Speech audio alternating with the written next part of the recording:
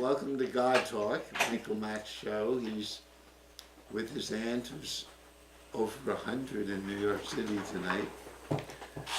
And so we're going to be, oh my, we might just do this for the rest of the,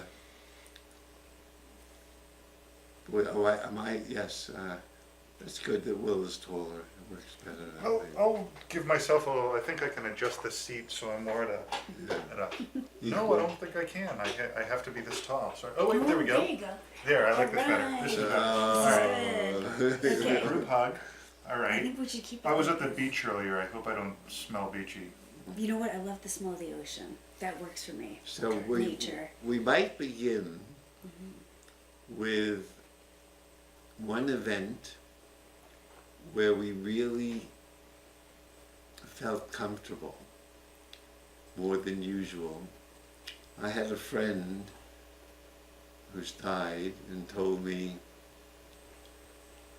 Richard Fried, Michael, your only hope is to be comfortable with the fact that you're uncomfortable. And that helped me a lot, be a little more comfortable. And now I'm learning even more. I've started taking walks with people around Fresh Pond with no agenda. I said, let's just meet at Whole Foods and walk around. And I often have nothing to say, and it's fine now. I don't have to be the teacher. I don't have to have fortune cookies in my pocket to keep the conversation going. And that is, I just did it with Terry. I hope you're watching, Terry. And that's new for me, to just not have agenda. We did that for me, talking and even preparing for this program, even on this program, even now. So maybe we could all share. For me, it was walking around Fresh Pond with Terry yesterday at twilight. Maybe we could share a moment where we really felt comfortable. I'm gonna say it's been a while, and I am getting ready to take a short sabbatical and go to New Zealand and really connect with the earth and do some farming and just be anonymous, be totally anonymous. And I found just kind of explaining that to an employer, parents, family, trying to get a sublet situation, everything was very dramatic. And I'm glad I've actually given myself 2 to 3 months to sort everything out, and things have calmed down. But I'm really looking forward to feeling like myself again. And it's been years, but I took a sabbatical. I hiked around Central America years back, and I just didn't have any confidence when I started. I took some Spanish lessons, and then I just came back a completely different person 3 months later. I just felt so empowered and confident. Wow, what did it? Speaking a little Spanish. I think the fresh air, the hiking every day, the making new connections, and not having an agenda and not having to prove myself. Same thing, yes. So very much the same thing, connecting with nature, not having an agenda. And Will is appears to be so comfortable. You see, that's a facade, and I can't actually think of any time that I felt truly comfortable. Wow, this is honest. Yeah, I've really been trying to think of it, and Well, I guess that there is maybe a certain comfort I find in the chaos, or just being able to laugh at it all. But I find that feeling to be very fleeting. And it requires a certain level of detachment, which isn't practical. But I feel like I'm always, I feel like and people tell me this at work and in my personal life and things like that, that I project a calm or like a chill nature. Even now. But inside it's always, I could actually, I don't know if we have time, but there's actually a video that I think really communicates my kind of being there, but we don't have to show it. Maybe we will later. But I feel like there's a yes. Inside, it's a never-ending storm. Well, you Spiraling out of you're a control. work of art then, because you've created. Not only have you created such a peaceful exterior, you communicate it. So I find you. I mean, I don't know you well, but very comfortable to be with. Well, thank you for that, and I try to. I guess I feel like I project that. I don't know. Maybe that's the outer layer. That's the outer layer. Because I myself tried very hard to be a human being. That's why my previous show was called Aha. Yeah. I tried so hard to be a human being, a human among humans, because I did not feel, and people who knew me knew that I didn't. But you, and I'm very aware of people who are trying, Yeah. because I was doing it all the time. I'm like a Geiger counter. Oh, there's like my beloved Michelle, my beyond significant other, says, yeah, I was a people pleaser. Me too. So at this moment, how are you feeling? You appear again, because in this kind of format, you don't have to say anything, right? You could just, just let us enjoy that comfortable projection of yours. Yeah. But one reason why I like being on CCTV and having a show is it lets me exercise some of these things, and especially because on my show I kind of do a character that's very paranoid and very negative and things like that, and it allows me to exercise some of those feelings that are within me all day. My day job is I'm an account manager for an app that we work with a lot of people with brain injuries and things like that, and I'm on the phone with these folks all day, so I need to be very calm and measured and all that stuff, and reassuring, and I find that I do that. That's sort of the role I think I play in a lot of different areas of life. So I like being on CCTV because it allows me to do the other side, even though I'm not doing that now, but on my show an hour ago, that's So what I was doing. what about now? Are you feeling, and you can either ignore this or answer this, are you feeling comfortable at this moment? I actually am, yeah, I am. Thought so. But I think that's because I'm very calm with both of you.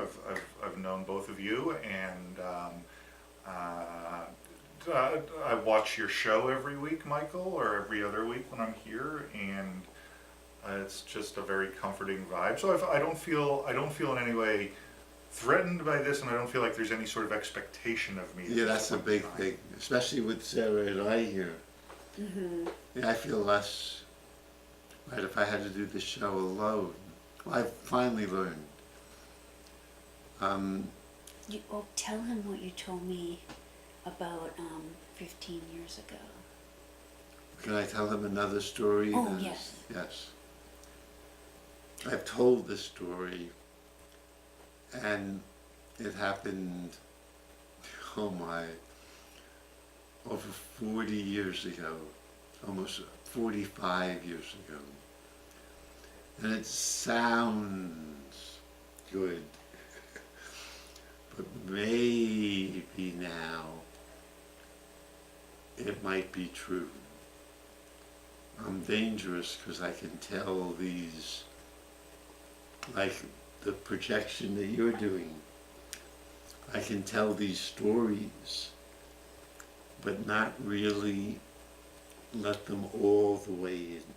And I may be telling them again and again, and again and again and again, because I was a teacher, so I could always tell the same stories to a new class.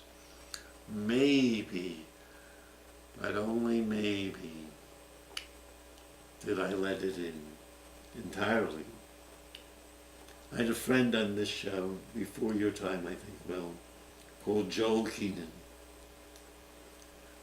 And he was on the show, and he said, we did the show together. My mom was between us like you are now. And Joel said, Mike, I think I finally got what irritates me about you so much. You're always learning something new. Every day you're coming up with something new you've learned, like we did on our first show. I've only learned, he was in his mid-30s, 36 or so, I've only learned 2 things in life. And even this story, I'm not sure, maybe I'll take it more to heart now. Joel said, the 2 things I learned are to be nice, which I think all of us do. I think I've learned that. Maybe not to myself all the time. Maybe I'm learning. And do your homework, which we did tonight. We prepared. We sat for an hour before the show. Joel said, those are the 2 things I've learned. And he decides, you might like this, Sarah, in his mid-30s, not 34 or 35, he wants to be a doctor. He had been a literature teacher like me. He goes back to school, takes organic chemistry, which is not easy at 35. It's probably never easy. Passes it, passes all the science courses, and at the age of around 35, he applies to medical school. Must be a doctor. And he's rejected 2 years in a row from all the schools he applies to. I think they think he's too old, right? Who wants to be, he'll be over 40 when he starts. Most of our students are in their beginning 20s. The 3rd year, he'd been staying at a rooming house and left, and because she wanted to charge him for the toothpaste. But she brought me a letter, she knew my mother, she brought me a letter for Joel. I give it to him. It's from the University of Vermont, which likes strange people. Wow. And they take him as a medical student. And he knows, I'm not going to be able to make it through medical school alone. No way. Every day to be, learning all these book learning, and then on the wards for 10, 12, 14. And he decides to propose marriage to a woman he just began to date, who was a cashier, none of this high learning, but nice. And he had learned to be nice. And she marries him, accompanies him to Vermont, and because of her presence, he's able to become a doctor. Wow. And they now have 3 children, a pair of twins and another. And he's a general practitioner in New Hampshire. Wow. So he had learned to be nice and do his homework. And that was an introduction, forgive me, well, this is a long, to one of my stories that I'm trying to really take in. I've told this, it's short, many times. It's appropriate for Sarah, because I want to work on a farm.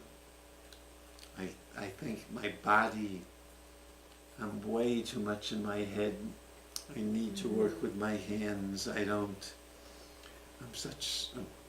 My friend at the University of Chicago says, Mike, you need to work on a farm.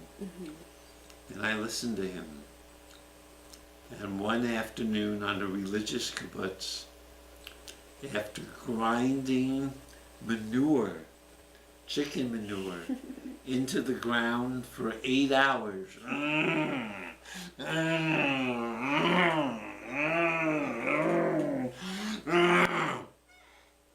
getting it all over me. And I come out and I meet a rabbi, It was a religious kibbutz. And he says, how does it go, Mike? And for I think, maybe the first time in my adult life, maybe more than that, I feel I don't have to be witty, project anything, project peace, be nice, make peace. I don't have to do anything. I'm a valuable human being because I'm covered with shit. I really am. And I hope I can take this in so Joe will be happy that I can, boy, because I feel lots of shit inside. And I hope I can be a valuable human being because at least I know the shit I'm covered with is, I don't want to even say anymore. I'm a valuable human being because I've worked hard to cover myself and to know that I'm covered with shit.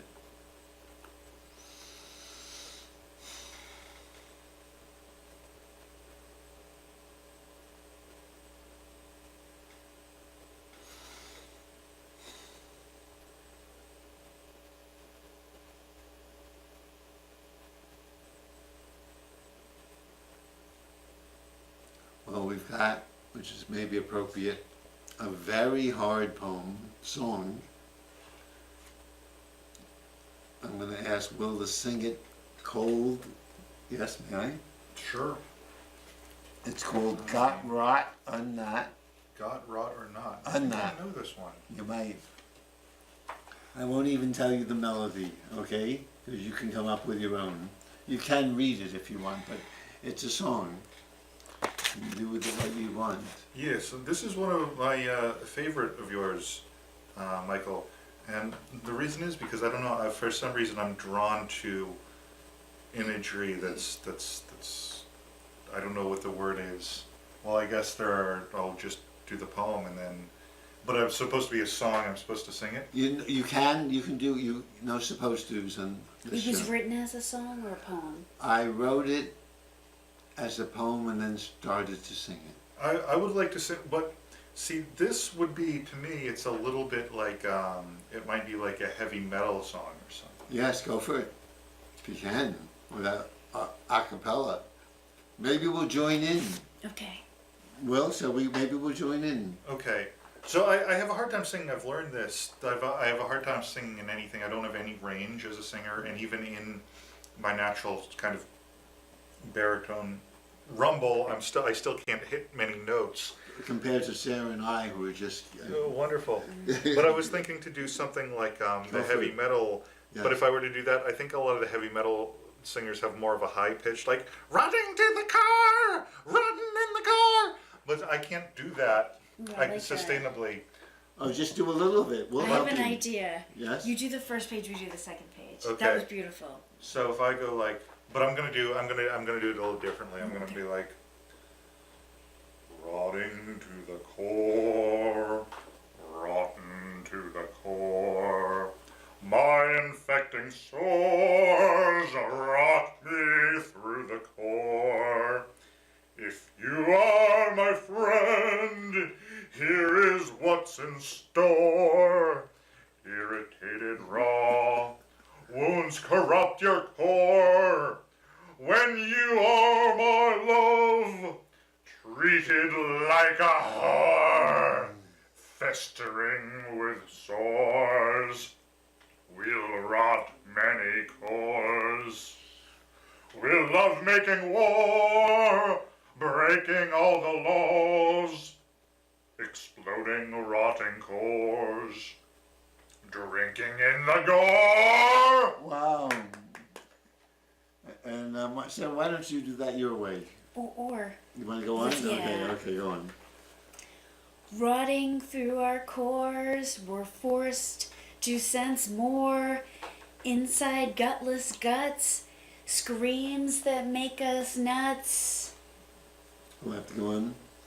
Hearing unheard screams, unleashes unseen dreams, roaring from our cores, dreams for cure. Now soar. Guide us through blocked doors, conjure and explore. Pass healing all cores, we pray evermore. To feel through rot awe, make rot flowing or fueling awe filled cores to stream with amor. Okay, let's do that one more. No, maybe we should talk about it. I mean, this is what I talk about being myself. This is what I felt. Being myself. I was really myself. I told my dear friend this morning I was vomiting the stuff in. I don't think she took it literally. I felt like I was vomiting the stuff inside. Because maybe we all know this. I was telling Sarah before the show, if we try so hard to be nice and good, there's another part of us that says, hey, you're not paying attention to me. I don't like that. Which makes it more scary. So that was in my core. And when I could be with it, this is a Buddhist meditation technique, be with what comes up. Rumi says, all our feelings are gifts. They're messages from beyond. And so I had to see why this rot, it was really rot, was a gift. And when I was with it, it might have taken years. It slowly revealed that the rot was really made, and underneath it was flowing on, streaming on amor. Underneath the rot, there was love beyond my understanding.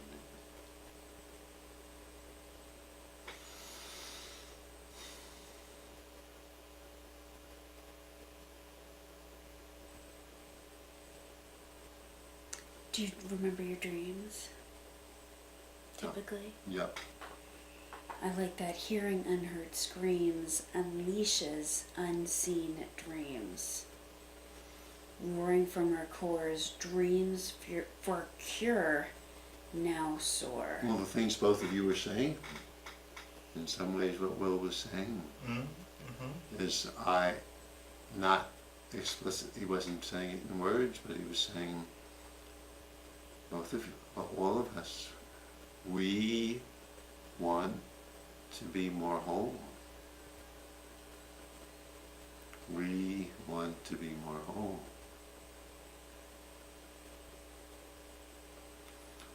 Which, at least for me, and Will, respond any way you like. I love Will attacking my beliefs. I love it. You might like him, Will, because he was the longshoreman, none of these academic types. Eric Hoffer. And he said, most of us are afraid of the nothing inside. And he adds, it's so hard to hide from what isn't there. Yes. Want to say more, Will? I like that sentiment. I think it's, I don't know.